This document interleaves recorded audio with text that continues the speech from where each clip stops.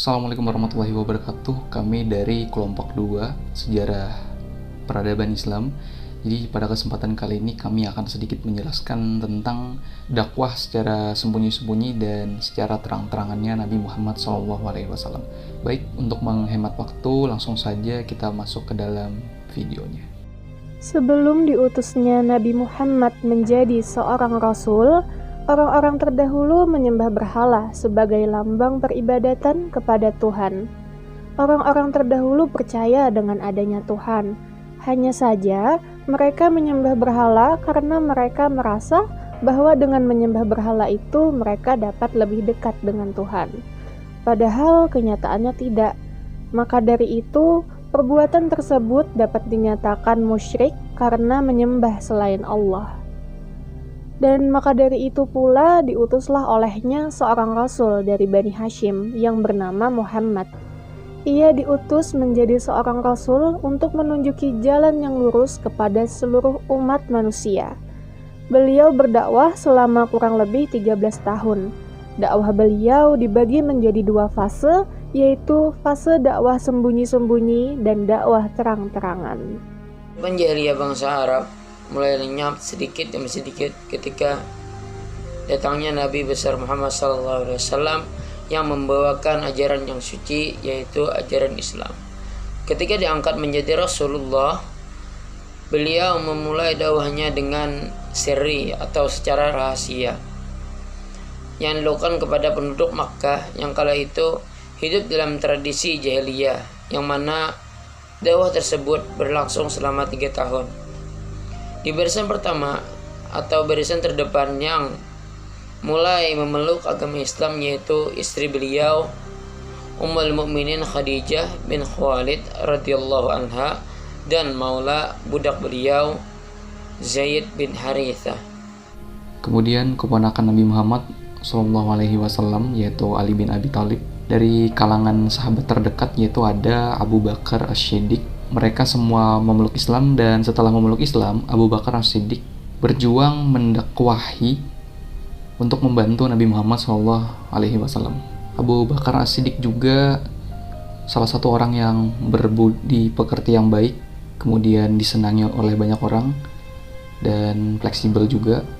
Dan para tokoh-tokoh penting pun banyak yang memuji beliau karena kepintaran intelektualnya. Memiliki bakat juga di bidang bisnis dan pergaulannya yang sangat luas. Berkat Abu Bakar As-Siddiq, ada beberapa tokoh juga yang masuk Islam, diantaranya yaitu Utsman bin Affan, Az-Zubair bin Al-Awwam Al-Asadi, Abdurrahman bin Auf, Sa'id bin Abi Waqqas, dan Tahalhah bin Ubaidillah At-Timi. Kedelapan orang inilah yang terlebih dahulu masuk Islam dan merupakan gelombang pertama dan palang pintu Islam. Allah menurunkan perintah berdakwah secara terang-terangan dimulai dengan firman-Nya yang berisi Bismillahirrahmanirrahim wa anzir ashiratakal aqrabin, yang artinya berilah peringatan kepada keluargamu yang terdekat. Quran Surah Asy-Syu'ara ayat 214. Setelah mendengar perintah tersebut, Rasulullah Shallallahu Alaihi Wasallam mengundang keluarga terdekatnya Bani Hashim.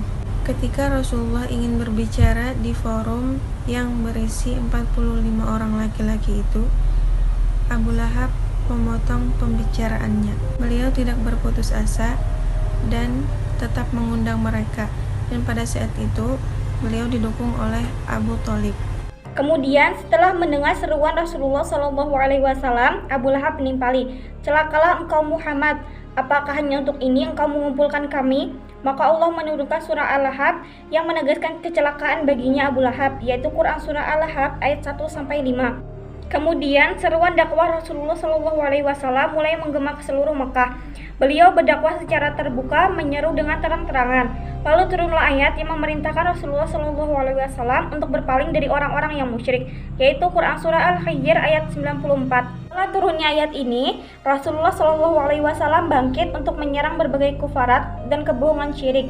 Juga menyebutkan bahwa kedudukan berhala dan hakikatnya, Mekah pun mulai memanas. Orang-orang kafir Quraisy marah saat mengetahui dakwah Rasulullah Shallallahu Alaihi Wasallam adalah menafikan seluruh penyembahan kepada selain Allah. Pada saat itu Nabi Shallallahu Alaihi Wasallam diperintahkan oleh Allah Subhanahu Wa Taala untuk mendakwahkan Islam. Sehingga setelah itu turun firman Allah Subhanahu Wa Taala, yaitu fokus sekarang wahai Muhammad pada semua kerabatmu juga, panggil mereka semua kerabatmu dakwahi.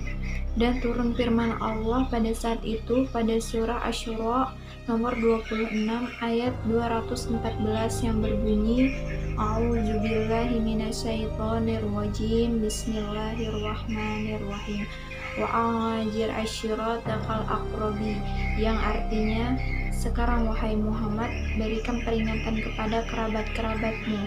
Maka Nabi Shallallahu Alaihi Wasallam mengumpulkan para kerabatnya dari keturunan Abdul Muthalib di rumahnya bersama Khadijah, kecuali Abu Lahab. Dan Nabi Shallallahu Alaihi Wasallam menyampaikan dakwahnya dengan panjang lebar. Dan yang pertama kali masuk Islam ialah Sofia radhiyallahu anha, tantenya Nabi Shallallahu Alaihi Wasallam, dan kemudian ibunya Jubair bin Awam. Pada saat pertemuan itu, yang langsung mengucapkan kalimat syahadat ialah Sofia, dan anak-anak Jubair sudah masuk Islam sebelum ibunya di tangan Abu Bakar. Dakwah Islam menyebar pada saat itu di Mekah dan sangat cepat sekali, tetapi kebanyakan yang memeluknya orang miskin dari kalangan awam, terutama hamba sahaya. Pada saat dakwah Nabi mulai gencar, Nabi Muhammad SAW itu selalu mendapatkan penolakan dari kaum kafir Quraisy saat berdakwah. Segala cara pun dilakukan oleh kaum Quraisy untuk menolak Rasulullah SAW. Salah satunya dengan membujuk sang paman Nabi, yaitu Abu Thalib, yang sangat disegani dan juga melindungi keponakannya itu. Nah, saat itu kaum Quraisy memberikan dua pilihan kepada Abu Thalib. Pilihan pertama itu meminta Rasulullah untuk menghentikan dakwahnya. Lalu pilihan kedua diserahkan kepada mereka Nabi Muhammad lalu dibunuh. Nah, ancaman tersebut membuat Abu Thalib meminta Rasulullah SAW itu untuk berhenti berdakwah. Maka Rasulullah berkata dengan kalimat yang agung, "Wallahi, demi Allah paman, seandainya mereka meletakkan matahari di tangan kananku dan juga bulan di tangan kiriku agar aku menghentikan dakwah ini, niscaya aku tidak akan menghentikan dakwah ini hingga Allah memenangkan aku atau aku binasa." Nah, mendengar hal itu Abu Thalib tidak bisa menahan rasa harunya. Ia pun langsung berkata, "Teruskanlah, demi Allah aku akan terus membelamu wahai Muhammad," kata Abu Thalib dan juga para sukunya. Lalu berita itu pun sampai ke telinganya kaum Quraisy dan tanpa menunggu lama mereka langsung menyusun strategi selanjutnya. Mereka mengutus Umaroh bin Walid sebagai alat tukar dengan Rasulullah Shallallahu Alaihi Wasallam. Nah, lalu utusan itu langsung ditolak oleh Abu Thalib.